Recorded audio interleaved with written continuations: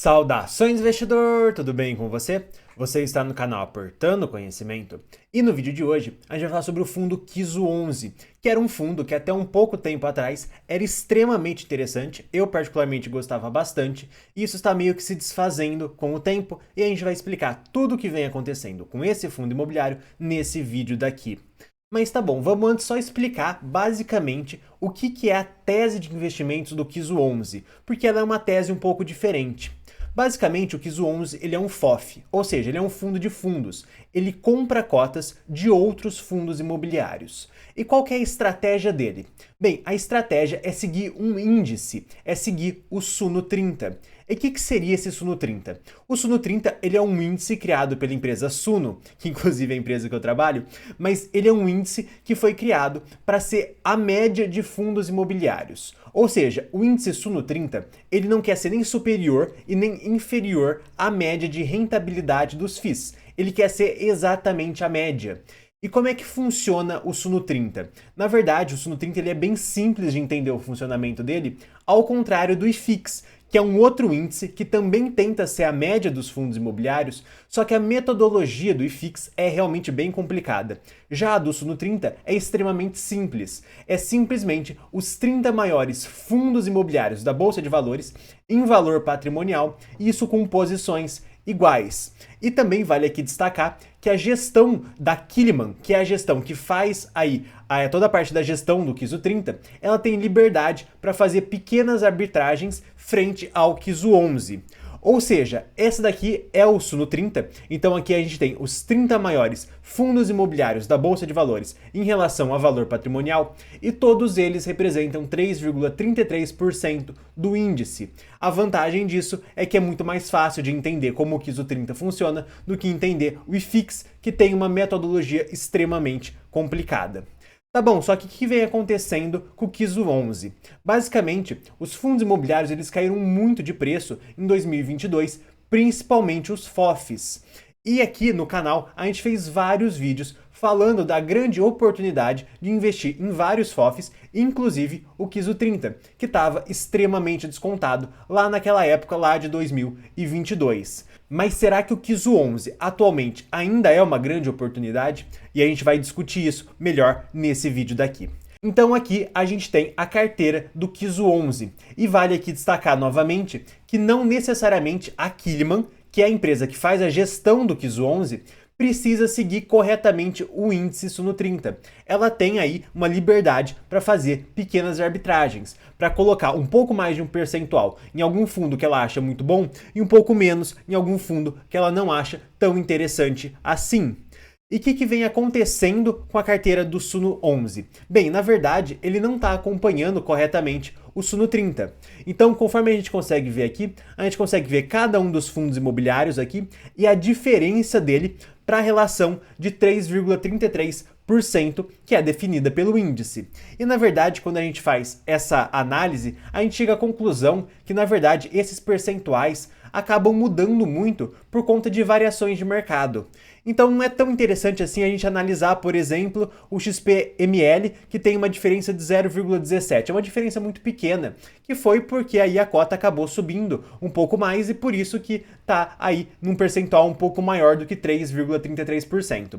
Então agora a gente vai pegar essa análise que a gente fez e vamos desconsiderar todas as diferenças maiores e menores do que 0,3%, ou seja, 10% a mais ou a menos do que o índice diz que o Kiso 11 deveria ter. Quando a gente faz isso, a gente chega nesse resultado aqui.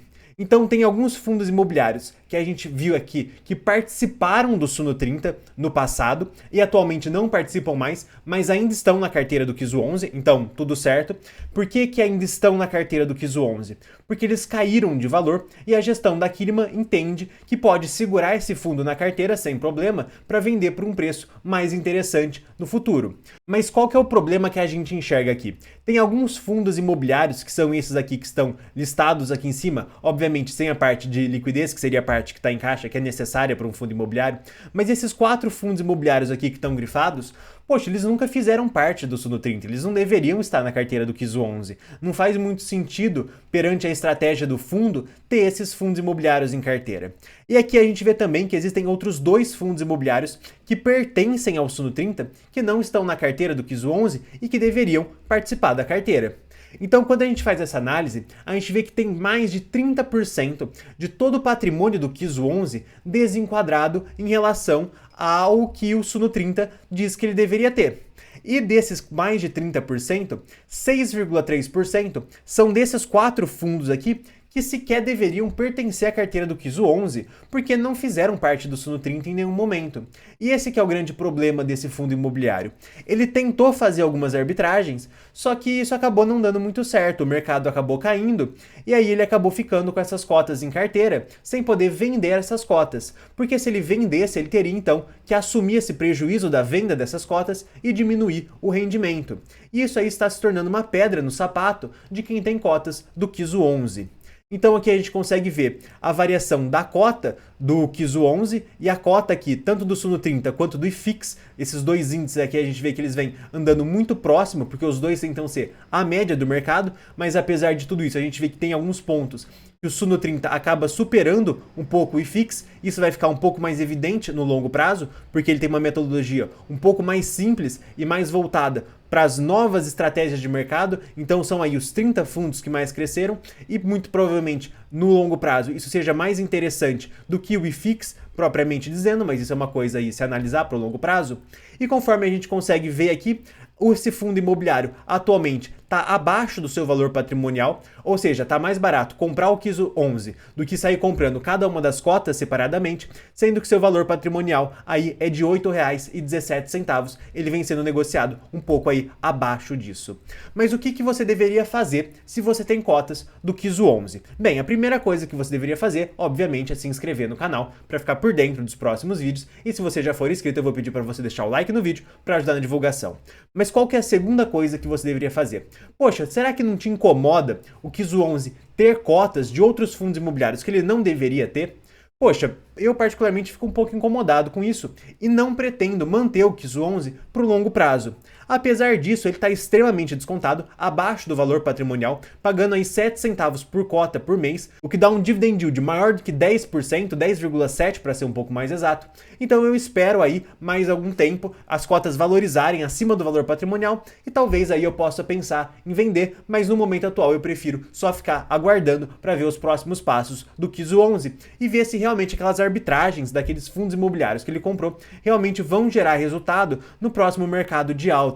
Será que isso vai ser benéfico ou não para os investidores? Bem, deixa aqui nos comentários a sua opinião. E esse vídeo vai chegando ao fim e eu vou estar recomendando outros 2 vídeos aqui do canal para você, investidor. Gente, forte abraço e até o próximo vídeo.